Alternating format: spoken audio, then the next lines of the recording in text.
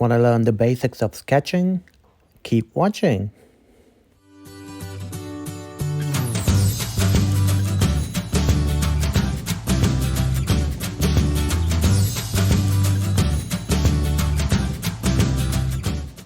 Hello everyone and welcome to Make with Ajay. And in this video, I'll be talking more about the basics of sketching and will let you know what materials do I use or what materials can you use as a beginner into sketching. I'm so happy to see that you guys are liking these series of videos on the basics of sketching.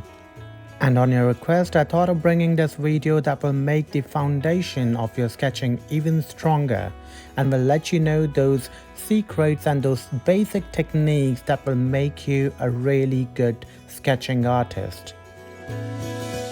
So to start with the materials, let's talk about the paper first. Well, I particularly am not that typical about a paper.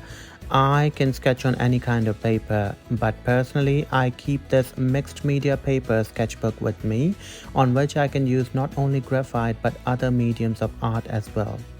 Just to protect my artwork from smudging in future, I keep them in between layers of either wax paper or other different papers. Well, it's a really thick and nice paper to do any kind of sketching or do any kind of painting on it. But you don't have to stick to this brand or this kind of paper. In market, I consider that the Strathmore sketch paper with fine tooth is the best one for sketching. So you can get that one if you want to. Apart from that mixed media paper specifically made for sketching or painting, I also keep this a rough sketchbook that I got from Dollarama. It's a really cheap sketchbook. The papers are really good. They're not as thick as those I showed you earlier, but they are really good to practice. So I keep this sketchbook with me for my rough sketches or for any practice sketches. Now let's talk about the pencils. In the market, you may find various sets of pencils like this. This particular set consists of many different kinds of pencils, a paper stump, an eraser, and even charcoal stick. You can get many different kinds of pencils like these loose pencils, these mechanical pencils that come with these leads. These leads come in all different kinds of thicknesses and grades of graphite. We'll talk about pencil in detail and about the grades of graphite in detail later in this video. Let's talk about eraser now. Well, you can use this normal non-dust eraser or the specialized putty eraser. That's really useful because you can just knead it like a putty, can shape it in any form like this pointed form as well, and can use it in any which way you want. It's really handy. Apart from that, I also use this fancy kind of eraser, which is Tombow Mono Zero eraser. It's like a mechanical pencil, but instead of lead, it has this fine eraser used for those fine white details.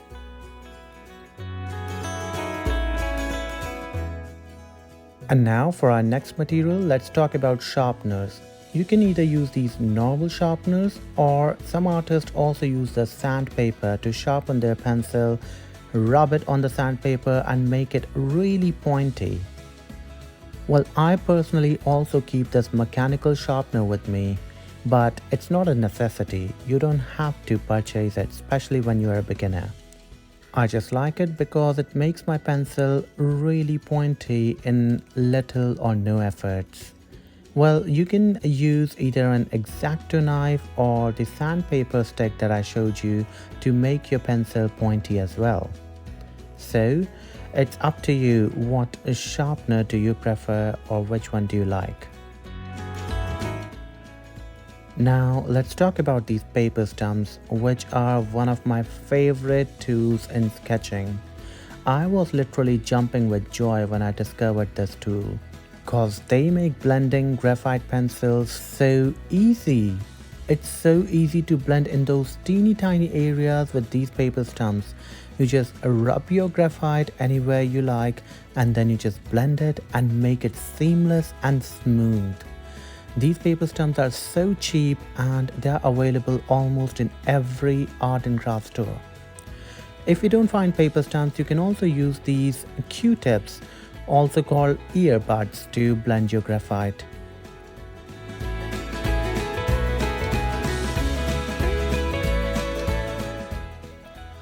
Apart from that, I also use these dry brushes to blend my graphite, especially when it's in the powdered form.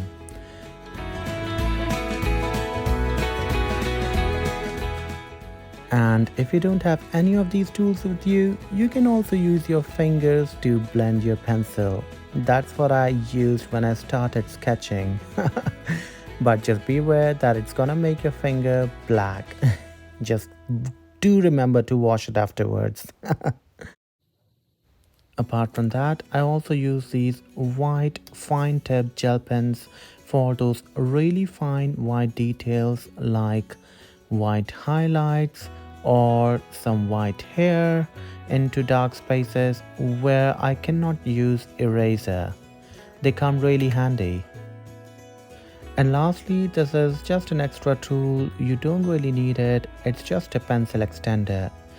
So whenever your pencil gets really small and you cannot hold it properly, you can use this pencil extender and put it at the back side of your pencil, and it will extend and elongate your pencil. And now you can hold it all you want and you can use it with ease.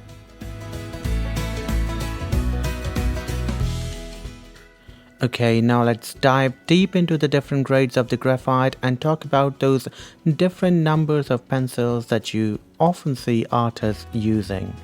So consider the grades of the graphite like a scale. In the middle of the scale is your grade HB. Grade HB joins the two different sides or two different extremes of the graphite, H and B, and hence the name HB. It's neither too dark nor too light. On the left side of the scale is the light side, and we have the pencil H, which is lighter than HB. And after that comes 2H, which is even lighter than H. And the scale goes on like that. So the left side of the scale would have all the light colored pencils, and the graphite would be lighter and harder in density. So that was all about the pencil H, and now let's talk about all the pencil with the grade B. So on the right side of the scale, it starts with pencil B, which is darker than HB, then comes 2B, which is darker than B, and the scale goes on like that. I personally use B sides of the pencils more than the H sides because it's easier to put light pressure on the HB pencil and draw it lighter just like any other H pencil. But if you put too much pressure on your BHB pencil or any other B pencil to make it darker, it will indent your paper. So it's always good to use B pencils for darker shades. And all the B sides of the graphite are darker in color and softer in density. Sometimes, apart from graphite, artists also like to use charcoal pencils. Now these charcoal pencils are ultra dark. They are the darkest pencils available, and they are really soft as well. Really soft, brittle, they smudge very easily, and they are very dark. So you have to be very careful while drawing with them. And now let's talk about how to hold your pencil as an artist. Some people hold their pencils right at the tip. Personally, I think it's a big no-no. You should never hold your pencil right from the tip because it limits the range of your motion and it doesn't allow your wrist to move freely. Hold your pencil from a little backwards. It will allow your wrist to move freely and will give more space to your fingers. And you can apply pressure with much more ease. I would recommend you to start practicing how to hold your pencil and feel comfortable holding your pencil in different positions. And the best way to do that is to just pick up your pencil and start drawing these really rough and free lines, like these rough scribbles.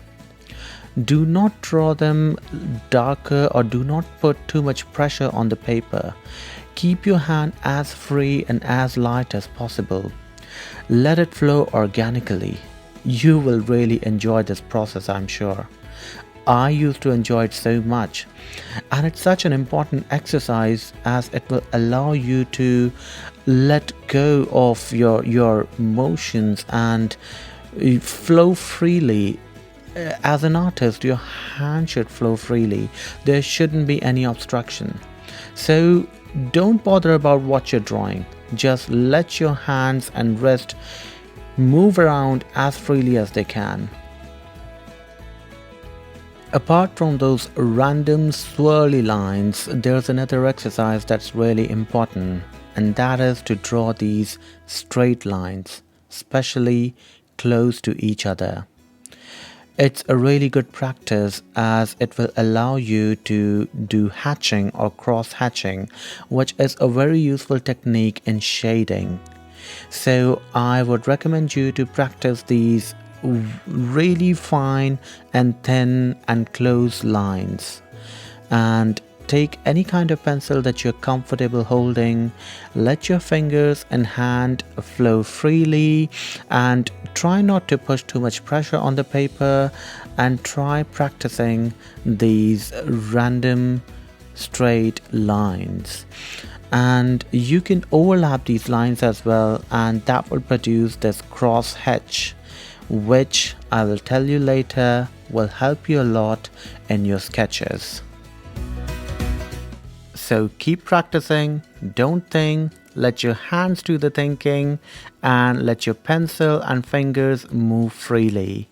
You will definitely notice a huge difference in the way you draw if you keep practicing these random lines and let your hands move freely.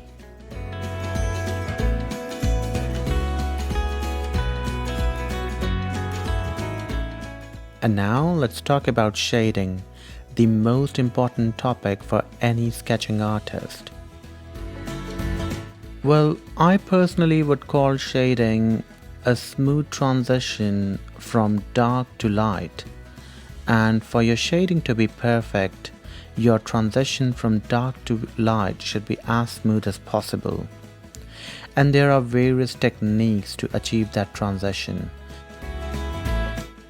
The first one being just by simply using any kind of pencil and controlling the pressure that you put on paper with that pencil. And it gets better and better with more and more practice. Just try holding your pencil and start controlling the pressure that you put on paper using that pencil. Start shading with more pressure. That will produce the darkest possible color from your graphite, and start releasing the pressure as you go ahead, and that will produce the lightest color. The more control you have on your pencil and on your pressure, the smoother will be your transition. This technique improves with more and more practice. So just keep practicing, because if you master this technique, you will not need any other thing to produce these really fine transitions from dark to light.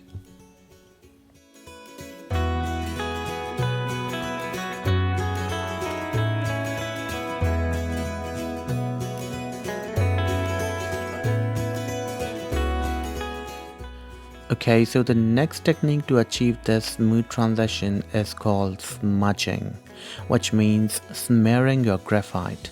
There are various ways to do that, the easiest one being using your fingers.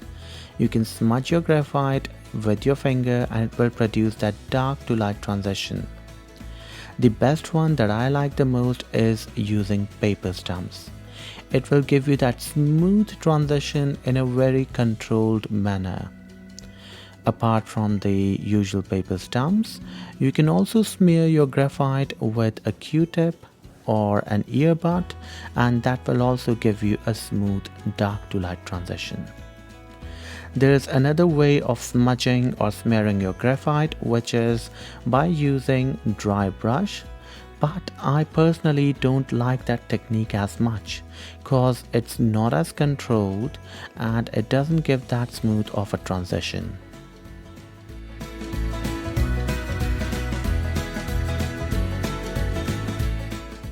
And now let's talk about the third technique of shading, which is called cross hatching. Now here that exercise of drawing straight lines close to each other will come really handy.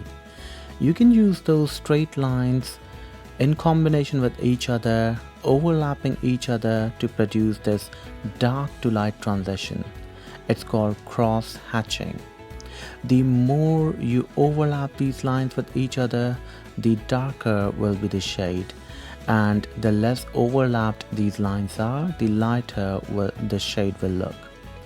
Some artists prefer cross hatching as the only technique to produce really beautiful pieces of artwork in shading. It's a really unique way to achieve that dark to light transition and looks amazing if done the proper way.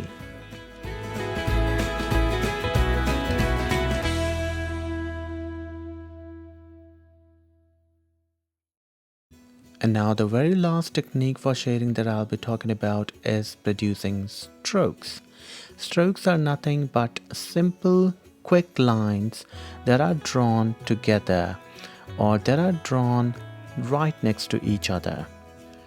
These lines are so close to each other that together they look like a homogeneous piece of shading. It gives a really nice and organic looking smooth transition from dark to light. The technique is that you start your line with high pressure and you release the pressure quickly as you draw the line, and that will give this a really smooth dark to light transition. So these were all the techniques that you can use for shading. You can practice all of these techniques and see which one do you like the most. And you can make that technique as your primary technique for all your sketches. And now let's talk about a very important subject in sketching, which is the light source. Whenever you draw anything, it's really important to first know from where will the light be coming, what will be the source of light. And that will determine which part of that object that you're drawing will be lighter in color and which part will be darker. So the part from where the light is coming will obviously be lighter, and the part right opposite to that part will be darker, and the shadow of the object will be right opposite to the light part, which is beneath the dark part. Now let's draw a sphere, a simple sphere, and use all the techniques that we have learned so far to make the sphere look 3D. Let's assume that the light is coming from the right side of the sphere. So I will start smudging, I'll start shading from the left side, creating these dark to light shades as smooth as possible. Here I'm just using a plain simple pencil to create these shades and transition from dark to light. As I'm going upward towards the light, my shades are getting lighter and lighter. And I'll try and cover this sphere in these dark to light shades as smoothly as possible. Notice that I'm only using an HB lead of the mechanical pencil to achieve all of these different kinds of shades and tones. It all depends upon how much you can control the pressure of your pencil, and that will give you a wide range of colors and tones. So just in the beginning, you don't need to have a lot of pencils and a lot of different shades of graphites. If you practice enough, you can achieve many different tones and shades with just one pencil. You just need to control your pressure on the pencil. And now I'm just using this simple paper stump to make the transition even smoother and smudge my graphite and make it appear as smooth as possible.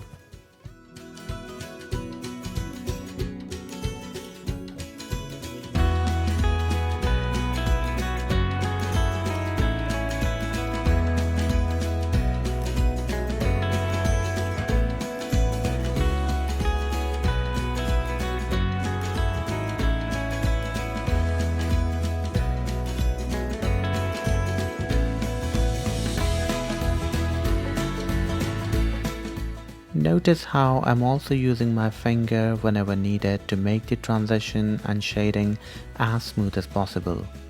So you don't need to stick to just one particular technique.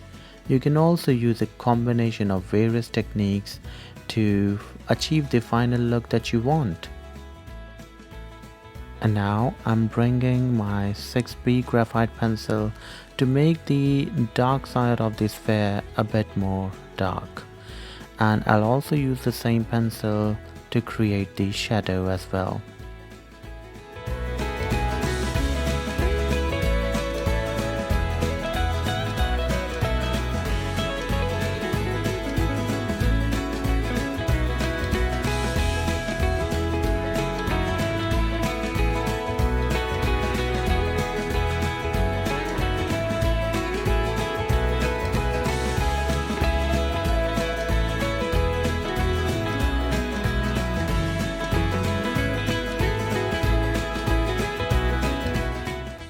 And now I'll use a putty eraser to erase those visible lines from the lighter part of the sphere to make it look as real as possible. I'll also use this to make that lighter part of the sphere a bit more light. So that was it for all the basics of techniques and materials that you can use to have a really strong foundation as a beginner in sketching. And now let's use all of these techniques to create something from nature. Here I'll be drawing a really quick sketch of a tree and will be demonstrating all the techniques that we have learned so far. I'll try and make the tree as realistic looking as possible. As a beginner, I always advise people to draw something from nature, because then you don't need to worry about your lines to be too rigid or too exact. As I always say, in nature there's no exact shape. So even if your lines are a little bit here and there, it's okay. You don't have to worry too much about your lines and you can concentrate on your shading part. Now notice how I'm using my wrist and fingers to move as freely as possible and draw these random squiggly lines as light as possible.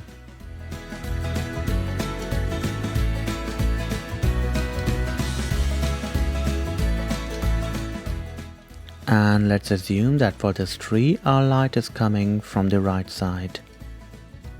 And so while shading in this tree, I'll keep in mind to keep the left side of the tree darker than the right side.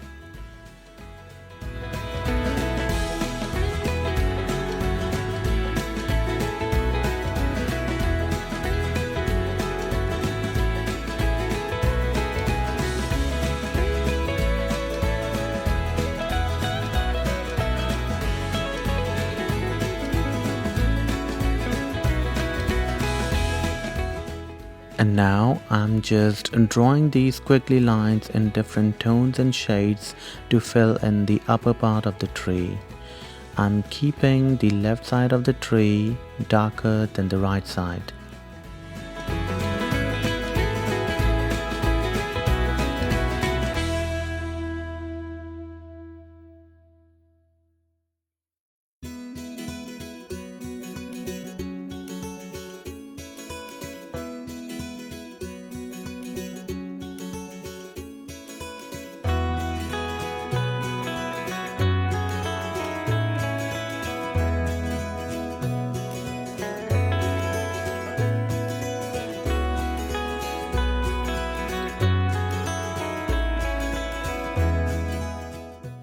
And now, just like last time, I'll use a putty eraser to erase those harsh visible lines from the right side of the tree and make it look lighter.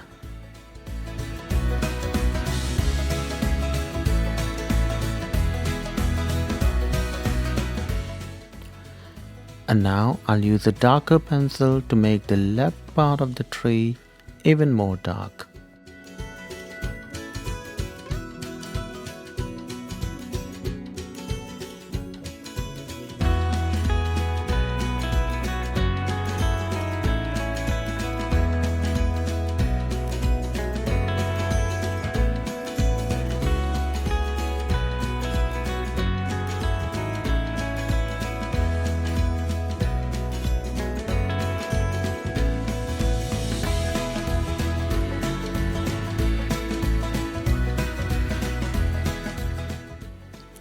And now for the trunk of the tree, I'll use the same technique.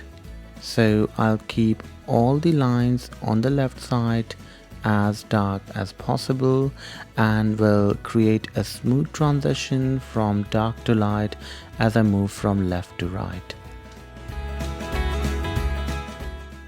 I'm keeping a piece of paper underneath my hand to prevent the drawing underneath from smudging.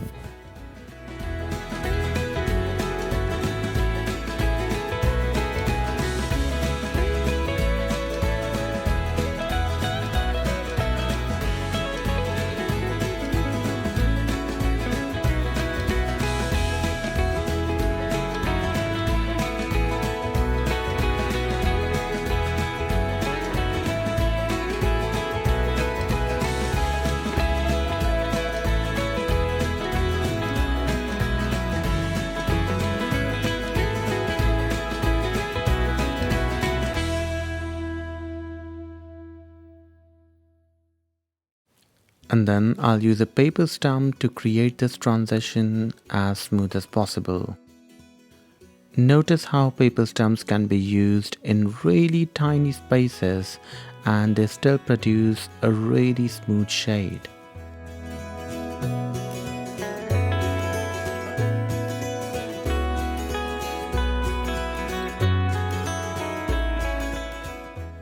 And now I'll just apply these same techniques with pencil and paper stump all over the trunk of the tree.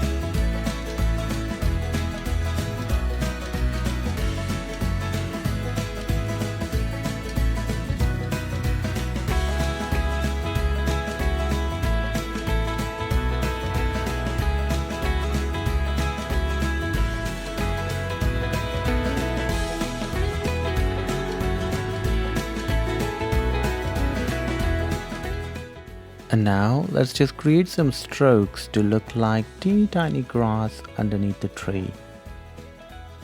I really love this technique.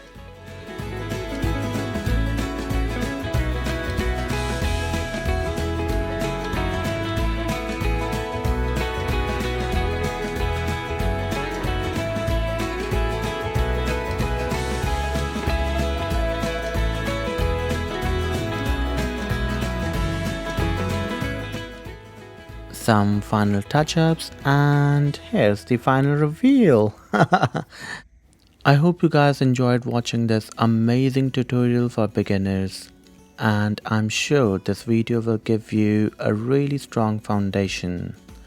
I tried to cover everything that I think is important for a beginner to know and start their journey into the world of sketching.